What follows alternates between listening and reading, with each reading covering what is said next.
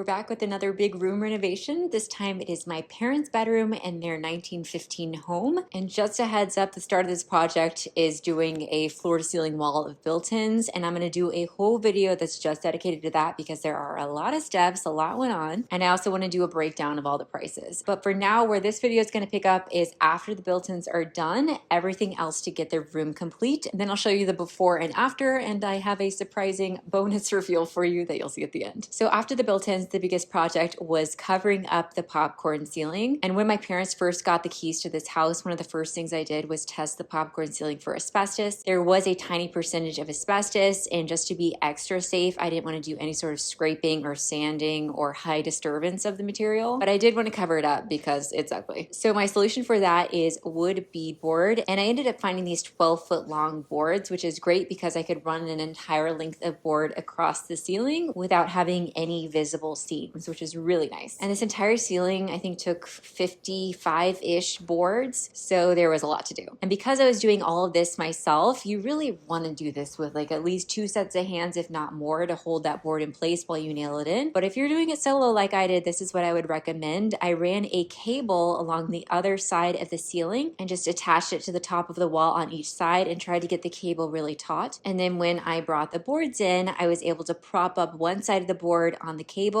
and the other side I was able to hold while I shot it in. And I was really fortunate that above this popcorn ceiling is a solid wood ceiling because this is an old house and a lot of it is solid wood. So I didn't have to figure out where the studs were to hit those, so I was able to just shoot my nails wherever I wanted to. But if you're not working with a solid wood ceiling, you will have to mark the studs first and know where to put your nails. To make it extra secure, I also used an extra strength construction adhesive on the back of each board and then shot in 2.5-inch brad nails at alternating angles to give it some strong hold. And a tip for you, if you do this, just like if you are laying a hardwood floor, you want to make sure to have a little bit of space on either side of your run so that there is room for the wood to expand and contract. Because otherwise what'll happen if you don't leave space on the edge for that wood to expand into, the wood ceiling may start to fail and buckle and it will not look nice. Another heads up if you do a project like this is that wood is imperfect. It bends, it can warp, it twists a little bit, and because you need to get the slot of one board into another because this is tongue and groove paneling, it can be really tricky, and it's made extra tricky if your ceiling isn't perfect, which is common. So this ceiling, for example, bowed in the middle of it on one side of the ceiling, which means it came down, and so the wood on that part of the ceiling had to curve down with it, and then I had to get every additional piece after that to curve in the same way. I had to do a lot of manhandling to get it into the slots, and it was a huge upper body workout. This project definitely was a struggle, but I do love how it turned out. Then after the wood ceiling was up, I needed to reinstall the crown molding, and I'd taken that down before I built the built-ins and wanted to reuse it because this is really large crown molding, and if you've ever shopped for it before, you know it can get very expensive when it's this wide. So to save costs, I tried to reuse all the materials and remove the brad nails and the old strips of caulk before I reapplied it. And installing crown is again one of those things that would be very helpful to have a second set of hands, but I do what I gotta do. Okay, so you know how I talked about how the ceiling bowed down on one side of the room? This is where it is, and I tried to see if I could curve the crown around that bow, but it absolutely just would not budge. So what I ended up having to do was cut into the bottom of the crown with my oscillating tool and create a crack that would allow the rest of the crown molding to curve around the ceiling. And that worked really well, and then once I nailed it in place, all I had to do was come back later with some filler to fill in that crack. And you'd be really hard pressed to come in here now and be able to see that there is a dip in the middle of the ceiling. I also find it easiest to pre-paint the crown before you put it on, especially because I didn't want to have to worry about getting any paint on the wood ceiling. Then after I put that up, I realized I just wanted to add a little bit more sheen to the ceiling, so I came back with a staining pad and applied a satin poly. And I highly recommend using this staining pad if you are painting a ceiling or doing anything like that instead of a roller. This is a new discovery of mine, but if you've used a roller before, you know that it can fling material around and then you just have splatters of paint or whatever you're using. The pad is great because it just sweeps it on. So there's much less splatter, but if you are using it above your head like I am here, it still will fall down on your face and hair. So next time I do this, I'll definitely be wearing a hat or a shower cap or something because I had to spend like an hour digging sticky poly out of my hair. Do not recommend. I also considered adding a picture rail in here, but I ultimately decided against it. I just felt like it was unnecessary, too busy, busy, so I'm gonna save this picture rail for another room. And then I got started on the hardware. So the door hardware, at some point, someone had spray painted it to look like polished nickel, and I'm just not a big fan of silvery metal finishes on warm wood doors. So I wanted to change it to antique brass, which is always my preference. And how I like to do that is I spray painted it matte black first, and then I went over it with my favorite rub and buff to give it that antique brass appearance, and then finally sealed everything with a clear satin enamel. If you're removing painted over hardware like this window pull, you can use citrus strip on the screws first, leave it about a day, and that'll allow you to get in with your screwdriver and remove the screws before you pull off the hardware. Then I like to put painted hardware in a crock pot, cover it with water, put in a little Dawn soap, put it on low for a few days, and then that paint will just come off so much more easily. And everything else, I'll use a brass brush over a sink until all the paint is removed, and then I'll do that aged brass rub and buff on it and seal it up to get it ready to reattach. While I was doing all that hardware work, I also painted the windows, and I'm doing all of the trim in the room the same teal color as the built-ins just to make it feel really cohesive. Reinstall the hardware, and hopefully you agree with me that the warm antique brass just looks so much better with this warm wood and with the teal trim as well. I personally love hardware. It feels like the jewelry of a room, and I love little details like this, especially when they're original to the home. From there, I got started on limewash, and this is my first time ever doing limewash, and I've been told that I may have been doing it incorrectly. So let's get into how I did it. I started with a limewash primer, and to be honest, I don't know how this is different from normal primer, but the company I bought the limewash from did recommend this. It just prevents the limewash from soaking into any materials below because it is super porous. I also finished all of my caulking. I just used a white paintable caulk beneath the crown molding, and then above I used a brown caulk, and it ended up drying pretty much the exact color of the ceiling. Then I started my lime wash, and disclaimer here, the company I bought the lime wash from, I watched their YouTube videos and they talked about using this cross-hatching paint method that you see me using here. But since I've shared this, I've heard from people who say that you should only ever use what's called the cloud method, where you create multiple interconnecting clouds along the wall. I don't know, people, I haven't tried that method, but the interesting and cool thing about a finish like this is that it changes by the way that you apply it. So you could get really artsy with this and experiment with it and create all sorts of interesting patterns and textures, but it's also extremely frustrating when you're just trying to create one nice texture and you keep messing it up, which is what happened to me multiple times. Because what's one of the most difficult things with lime wash I found was what's called maintaining a wet edge, which is what you want to do with any kind of painting job, but especially on giant walls like this. It was so hard to move up and down and quickly enough to where the lime wash wasn't drying. And when it did dry too fast before I could come back to it, what would happen is that it would leave lap marks on the wall, which is just these kind of like white, bright lines, which were very annoying to me. So now that I've heard about the cloud technique, I definitely want to try that. And there is one more room that I'm going to end up doing lime wash in. But what I can at least tell you from my experience is to help maintain a wet edge, what I ended up doing was using a humidifier in the room and getting it really, really humid and swampy. And that prevented the lime wash from drying. I highly recommend that method if that is something you're struggling with. And I do think that the pattern and texture that the walls ended up being looks really cool. It looks kind of like waves in an ocean. But again, the different ways that you apply it will create different kinds of textures in the wall. From there, I reinstalled the ceiling fan, and then I wanted to add a sconce to this little reading nook area, but there is no wiring. So I wanted to use a rechargeable bulb, and I got really inspired by the idea of just creating a sconce from scratch. And I really love how the sconce turned out. And let me know if you want a full step-by-step tutorial, because this is really cool, I think, because you can turn any plate or bowl, anything into a sconce for your wall or your ceiling or whatever. No wiring or drilling required. And I will say, I do wish this plate was a bit bigger. It only came in this size, but I really want to try this for more sconces in the future. I just need to keep my eye out for the perfect plate or bowl. From there, I was finally able to lift up this protective paper from the floors. It was extremely dusty. I'm very happy I was wearing a mask. And then I was able to do trim paint touch-ups and also finally paint the baseboards and shoe molding. And if you're doing this, a hack for you I'd suggest is sliding a piece of paper beneath the shoe molding so that your paint doesn't get on the floor, it just ends up on the paper. But just be careful not to get too much buildup of paint on the paper, because then it may start to leave a little trail as you drag it along beneath the shoe molding. Once that was dry, I dusted off the floors and then used my favorite refinisher for hardwood floors. No sanding required, you just kind of squirt it on the floor and then mop it around and leave it for a bit. And it kind of melts into that top polyurethane coat and helps to smooth out a lot of scratches and dullness. I really, really love this stuff, and it does not have a strong smell, which is really nice. As some of the final touches, I ordered these custom bamboo shades for these giant windows, and then I got a cushion for this window seat. And I looked into ordering a custom size bench cushion for this with nice piping and all of that. It would have been around like $200, $300. And then I realized that there is a dog bed that I could buy that's the exact same dimensions, and it was like $30. So that was the winner, because honestly, this is going to become probably a cat bed, and they don't need to be scratching up a $300 custom cushion. So if it looks a little wrinkly in photos, you know what? That's real life. We got to make some concessions somewhere in the budget. I finished up by re-adding the old switch plates and outlet covers, and here's a reminder of what this room looked like before.